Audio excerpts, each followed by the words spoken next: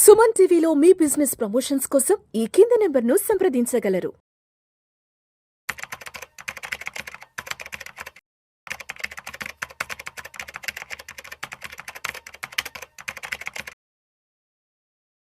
నమస్తే రేవంత్. నమస్తే అండి Revanth, welcome to Vishnu talks. Thank you sir. So Revanth, last 2-3 days back Gensol కంపెనీకి సంబంధించిన వార్తలు చూసే ఉంటారు. ఎస్, ఆ share price all time high, almost 1120-30 ఆ ప్రైస్ నుంచి ఇవాళ ఆల్మోస్ట్ 90% డ్రాప్ అయ్యి ఎస్, 116 రూపాయల వద్ద ఉంది.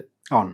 ఆ కంపెనీకి సంబంధించిన రకరకాల రూమర్స్ వచ్చాయి. ఆ కంపెనీ ప్రమోటర్లు నిధుల మళ్లింపుకు సంబంధించి కొంత నిధుల దుర్వినియోగం చేశారంటూ కూడా వార్తలు రావడం, ఆ కంపెనీ ప్రమోటర్ల పైన సెబీ నిషేధం విధించడంతో ఎక్కడో 1120-1130 ఆల్ టైమ్ హైలో ఉన్న ఆ షేరు ఇవాళ 116 వద్దకు పడిపోయింది కదా. ఏం జరిగిందంటారు? ఆ కంపెనీ ప్రమోటర్లు ఏం చేశారు?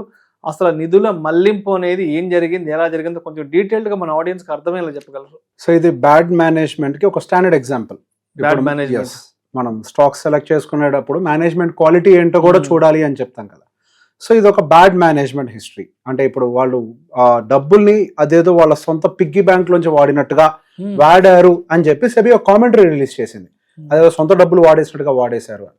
సో బేసిక్ గా ఇక్కడ ఫస్ట్ వీళ్ళు చేసింది ఏంటి అని అంటే బ్యాంకుల దగ్గర నుంచి కొంతవరకు లోన్లు తీసుకునే ప్రయత్నం చేశారు. IRDA దగ్గర నుంచి, ఇంకొకటి PFC దగ్గర నుంచి. సో వీళ్ళ దగ్గర నుంచి కొన్ని లోన్లు తీసుకునే ప్రయత్నం చేశారు, వాళ్ళ వ్యాపారం కొంచెం పెంచుకునే ప్రయత్నం చేయడానికి. వీళ్ళు చేసేటువంటి బిజినెస్ లో ఒక బిజినెస్ ఏంటి అని అంటే leasing, EV vehicles leasing. Okay, EV vehicles leasing అంటే కొన్ని వీళ్ళు వేరే వాళ్ళకి లీజ్ ఇవ్వడం లాంటివి చేస్తూ ఉంటారు. సో సహజంగా ఏ వ్యాపారానికైనా కానీ డబ్బులు అప్పుగా ఇచ్చేటప్పుడు కొంత డబ్బుల్ని ప్రమోటర్ పెట్టుకోవాలి, ఒక 20% ప్రమోటర్ పెట్టుకోవాలి, ఒక 80% వరకు లోన్కి వెళ్ళేటువంటి వెసులుబాటు ఉంటుంది. సో అదే నియమం ప్రకారం వాళ్ళు దాదాపుగా బ్యాంకుల దగ్గర నుంచి 977 కోట్ల రూపాయలని అప్పుగా తీసుకున్నారు. సో ఇందులో వాళ్ళు 663 కోట్ల రూపాయలని 6400 EV వెహికల్స్ కొనటం కోసం అని చెప్పి ప్రపోజల్లో మెన్షన్ చేశారు. ఓకే, సో ఇక్కడ లోన్స్ తీసుకునేటప్పుడు మనం ఒక విషయాన్ని గుర్తుపెట్టుకోవాలి. అది ఈవెన్ బిజినెస్ లోనే కాదు, పర్సనల్ లోన్ లో కూడా ఇదే నియమం వర్తిస్తుంది. మనం ఏ పర్పస్ తో లోన్ తీసుకున్నామో ఆ పర్పస్ కోసం మాత్రమే ఖర్చు పెట్టాలని మన అగ్రిమెంట్ లో సైన్ చేస్తాం. ఖర్చు పెట్టాలి, అవును. వేరే దానికోసం ఖర్చు పెట్టడానికి బ్యాంకులు ఒప్పుకో చేస్తే ఇల్లీగల్ అవుతుంది అది. సో ఇక్కడ వీళ్ళు ఏం చేశారు, మేము 6400 EV వెహికల్స్ ని కొని లీజ్ కి సప్లై చేస్తాం వేరే ఒక కంపెనీకి అని చెప్పేసి వాళ్ళు లోన్ తీసుకొని వచ్చారు. సో దానికి గాను వాళ్ళు కేవలం 4704 EV వెహికల్స్ ని మాత్రమే కొని వాళ్ళు సప్లై చేశారు. దానికోసం 567 కోట్ల రూపాయలు వాళ్ళకి ఖర్చు అయింది. ఓకే, ఆల్రెడీ ఉన్న దాని మీద అది ఖర్చు అయింది వాళ్ళకి. సో యాక్చువల్ గా వాళ్ళు దాని మీద స్పెండ్ చేయాల్సింది 663 కోట్లు, కానీ యాక్చువల్ గా వాళ్ళు స్పెండ్ చేసింది 567 కోట్ల రూపాయలు మాత్రమే. కానీ ఇక్కడ ఇంకొక కాంపోనెంట్ యాడ్ చేయాల్సింది ఉంది. 20% ప్రమోటర్ మళ్ళీ సేమ్ బిజినెస్ మీద ఇన్వెస్ట్ చేయాలి కదా. సో అక్కడ అగ్రిమెంట్ లో అదే రాసి ఉంటుంది, 20% మేము ఇన్వెస్ట్ చేస్తాము, 80% బ్యాంక్ ఫండింగ్ ఇస్తుంది. సో ఇక్కడ కేవలం మనం ఇప్పుడు దాకా మాట్లాడుకుంది 663 కోట్లు అనేది బ్యాంక్ ఫండింగ్ గురించి. వీళ్ళ 20% కూడా దానికి గనక యాడ్ చేస్తే వీళ్ళు యాక్చువల్ గా స్పెండ్ చేయాల్సినటువంటి డబ్బులు 829 కోట్ల రూపాయలు ఖర్చు పెట్టాలి. దాంట్లో వాళ్ళు గట్టిగా ఖర్చు పెట్టింది 567 కోట్లు మాత్రమే. సో ఈ డిఫరెన్స్ అమౌంట్ ఏదైతే 262 కోట్లు ఉందో దాన్ని వాళ్ళు విలాసాల కోసం వాడుకున్నట్టుగా వాళ్ళ ఐడెంటిఫికేషన్స్ లో తెలిసింది. సో వీళ్ళు ఆల్రెడీ సెబీకి ఫిబ్రవరిలో ఆల్రెడీ మేము ఇన్ని డబ్బులు ఖర్చు పెట్టామని చెప్పేసి చెప్పారు, అంటే సబ్మిట్ చేయాలి, ఎక్స్చేంజెస్ కి ఫైల్ చేయాలి. ఫైల్ చేసినప్పుడు దీని గురించి క్లియర్ గా ఇచ్చారు. సో సెబీకి ఏదో ట్రాన్సాక్షన్ డౌట్ వచ్చి బ్యాంక్ ఆడిట్ చేస్తే దాంట్లో డబ్బులు దారి మళ్లించినట్టుగా వాళ్ళకి అర్థమైంది. సో పర్సనల్ అకౌంట్స్ ఇట్లా దారి దుర్వినియోగం చేసినట్టుగా వాళ్ళకి తెలిసింది, అంటే గోల్మాల్ చేశారు ఆ డబ్బుల్ని. సో ఏ విధంగా వాడుకున్నారు, దాదాపు ఒక 43 కోట్ల రూపాయలతోటి ఒక లగ్జరీ హౌస్ ను కొనుక్కున్నారు. ఒక 50 లక్షల రూపాయల్ని ఆ కంపెనీ ప్రమోటర్ ఉన్నటువంటి ఒక యూనికార్న్ కంపెనీకి ఇన్వెస్ట్మెంట్స్ కోసం రీడైరెక్ట్ చేశారు. దాదాపు 6 కోట్ల రూపాయలతోటి ఒక లగ్జరీ కారు కొనుక్కున్నారు. అండ్ వాళ్ళ భార్య పేరు మీద ఒక 3 కోట్ల రూపాయలు పెట్టారు. అండ్ గోల్ఫ్ సెట్ కోసం ఒక 26 లక్షల రూపాయలు పెట్టారు. అందులో మరొక ప్రమోటర్ అయినటువంటి పునీత్ గారి భార్య పేరు మీద 1,13,00,000 అండ్ వారి తల్లి గారి పేరు మీదకి దాదాపుగా 87 కోట్ల రూపాయలు ట్రాన్స్ఫర్ చేసినట్టుగా వాళ్ళ ఫైండింగ్స్ లో తెలిసింది. మొత్తానికి పప్పు బెల్లలాగా పంచుకున్నారు మొత్తం. ఎస్.